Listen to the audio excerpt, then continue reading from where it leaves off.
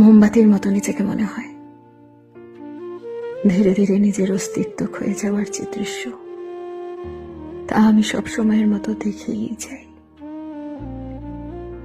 আমার হাত পা মস্তিষ্ক কি যেন এক অজানা শক্তি দিয়ে বাঁধা।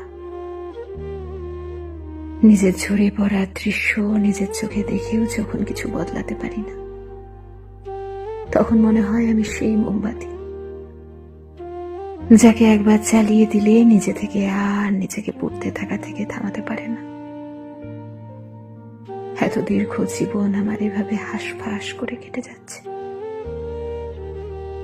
একটা মানুষ নেই যে আমার বেঁচে থাকা অস্তিত্বকে ক্ষয়ে যাওয়া থেকে কুড়িয়ে নিয়ে নিরাপদ একটা আশ্রয় দেবে।